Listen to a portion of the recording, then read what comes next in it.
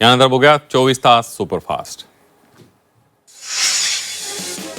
29 अ नुसार पक्ष नोंदणी रद्दचा अधिकार आयोगाला नाही, पक्ष आणि चिन्हाच्या निर्णयाचा अधिकार आयोगाला नाही, असं ठळक मुद्दे सिब्बल यांनी आजच्या युक्तिवादादरम्यान कोर्टात मांडलेले आहेत. शिवसेना पक्ष आणि चिन्हाची आजची सुनावणी संपली असून मंगळवारी पुन्हा सुनावणी होणार आहे. अपात्र व्यक्तीलाच मुख्यमंत्री होऊ दिलं असा युक्तिवाद कपिल सिब्बल यांनी ठाकरेंच्या बाजूने केलेला आहे. निवडणूक आयोगाचं शिवसेनेबाबत काम बेकायदेशीर आहे. निवडणूक आयोगाने पक्षपाती निर्णय घेतला. शिवसेना पक्ष चिन्ह सुनावणी पार पडल्यानंतर संजय राऊतांनी आयोगावर आरोप केले. संजय राऊतांनी त्यांच्या पक्षात लक्ष द्यावं. प्रवीण दरेकरांनी संजय राऊतांवर निशाणा साधला. आमच्या पक्षात निर्णय घ्यायला ज्येष्ठ नेते आहेत असा हल्लाबोल त्यांनी केलेला आहे. उपमुख्यमंत्री शिंदे नाराज नाहीत अशी सूत्रांची माहिती आहे. केवळ प्रकृती अस्वस्थ त्यामुळे आजच्या कार्यक्रमाला उपस्थित राहू शकले नाहीत. विकास कामांच्या बाबतीमध्ये शिंदे नेहमीच सरकारसोबत असून नाराजीचं कारण नाही अशी माहिती सूत्रांकडून मिळते आहे.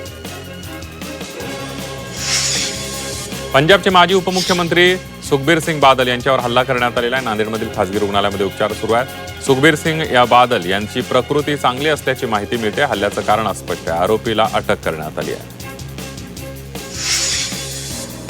सुखबीर सिंग बादल यांच्यावरील हल्ल्याच्या घटनेची मुख्यमंत्री देवेंद्र फडणवीस यांनी दखल घेतली आहे. नांदेड पोलीस अधीक्षकांकडून संपूर्ण घटनेची माहिती घेतली आहे. हल्ल्यानंतर आरोपीला पोलिसांनी तत्काळ अटक केली आहे. हा हल्ला नेमका कोणत्या उद्देशाने करण्यात आलाय याचा सखोल तपास करण्याचे आदेश मुख्यमंत्र्यांनी दिले.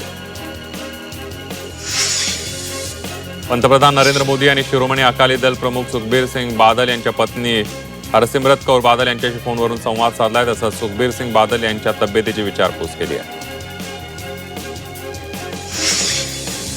वादग्रस्त वक्तव्यामुळे चर्चेत आलेल्या इस्टेट एजंट भावेश कावरेनं अखेर माफी मागितली आहे. ताडदेवमध्ये मांसाहार करणाऱ्या व्यक्तींना घर मिळणार नाही, तर शाकाहारी असाल तरच घर मिळेल असं कावरे एका व्हिडिओमधून म्हणताना दिसला. मराठी माणसांमध्ये शाकाहारी लोक असल्याचा युटर्न सुद्धा त्यानंतर केला.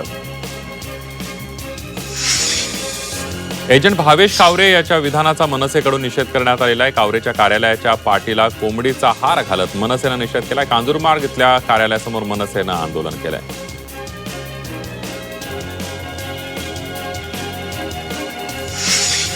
भाजपची सत्ता आल्यावरच ही दादागिरी सुरू झाली. आमदार आदित्य ठाकरेंनी भाजपवर टीका केली. संबंधित बिल्डरची ओसी रद्द करण्याची मागणी आदित्य ठाकरेंनी केली आहे.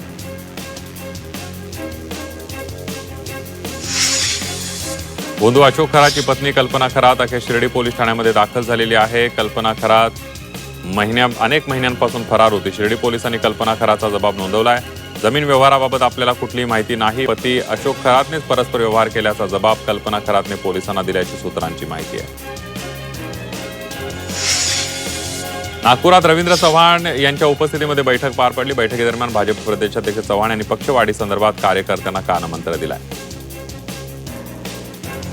रवींद्र चव्हाण यांनी फेसबुक पोस्ट करत आप सरकारला सुनावलंय. दिल्लीतील विद्यार्थ्यांच्या प्रश्नांवर राजकारण करणाऱ्या आपचा दुटप्पीपणा पंजाबमध्ये उघड झालाय.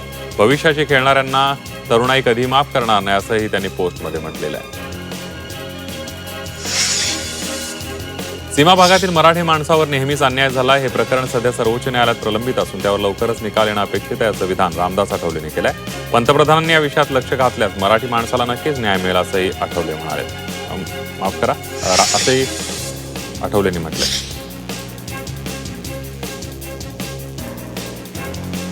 अंबरनाथमध्ये गाळ्याच्या ताब्यावरून भाजप आणि मनसे कार्यकर्त्यांमध्ये झालेल्या राड्याला आता नवं वळण लागलेलं आहे. या प्रकरणामध्ये मनसे शहराध्यक्ष शैलेश शिर्के यांना पोलिसांनी अटक केली. मात्र शिर्के यांची पोलीस ठाण्याच्या आवारामध्ये उभी असलेली गाडी फोडण्यात आली आहे. तसंच त्यांना मारहाण झाल्याचा आरोपही मनसेकडून करण्यात आला. मराठा आंदोलक मनोज जरांगे पाटील यांनी माळशिरस तालुक्याच्या तांदूळवाडीतल्या सभेमध्ये बावनकुळेंवर टीका केली आहे. यावेळेला त्यांनी बावनकुळेंची तुलना थेट बाहुबली चित्रपटातल्या कालकेशी केलेली आहे. तर सरकार संयमाची भूमिका घेत आहे. त्यांना माझी नक्कल करून आनंद मिळत असेल तर ठीक आहे अशी प्रतिक्रिया बावनकुळेंनी दिली आहे. मराठा आंदोलक मनोज जरांगे पाटील यांनी थेट वर्षा निवासस्थानी आंदोलन करणार असल्याचा इशारा दिलेला आहे. कुठेही आंदोलन करू शकतो, त्यामुळे मराठा आरक्षणाच्या मागणीवर सरकारने ठोस निर्णय घ्यावा असा सरकारला त्यांनी इशारा दिला.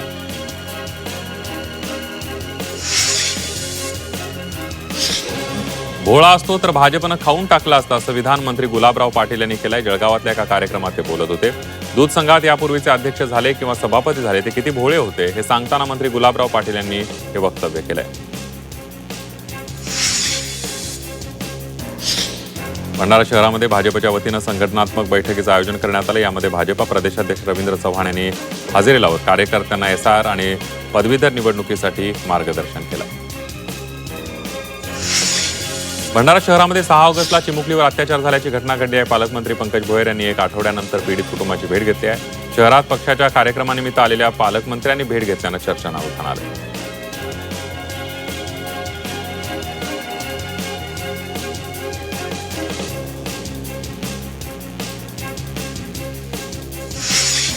खड्ड्यामध्ये पावसाचं पाणी साचल्याचं स्वरूप आलेलं होतं. नागरिकांनी तळ्याचं पूजन करत अनोखं आंदोलन केलं. रस्त्याची तातडीने दुरुस्ती करावी अशी मागणी नागरिकांनी केलेली आहे.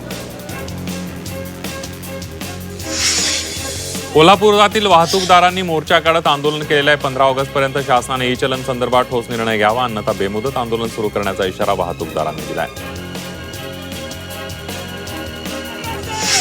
मुंबई पालिका मुख्यालयात मोकळ्या जागेच्या मध्ये मद्याच्या बाटल्या आढळल्याचा प्रकार समोर आलाय.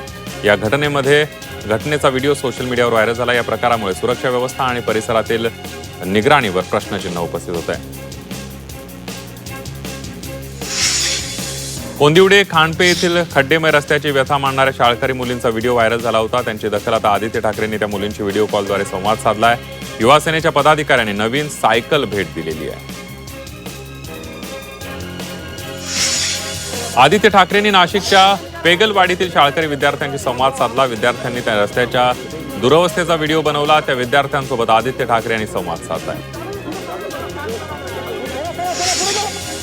ठाणे महानगरपालिकेच्या सिव्हिल रुग्णालयामध्ये लिफ्ट अचानक बंद पडल्यानं काही काळ रुग्णांमध्ये भीतीचं वातावरण निर्माण झालं होतं. लिफ्टमध्ये 4 ते 5 रुग्ण अडकले होते. लिफ्ट बंद पडल्याची माहिती मिळताच रुग्णालयातील सुरक्षा रक्षकांनी तातडीनं घटनास्थळी धाव घेत लिफ्टमध्ये अडकलेल्या रुग्णांना सुरक्षित बाहेर काढलं. त्र्यंबकेश्वरमध्ये श्रावणाच्या पार्श्वभूमीवर अतिक्रमण निर्मूलन मोहीम हाती घेण्यात आली. एका बाजूला कुंभमेळ्याची कामं सुरू असल्यामुळे भाविकांची अडचण होणार असल्यानं प्रशासन आणि पोलीस आक्रमक झाले.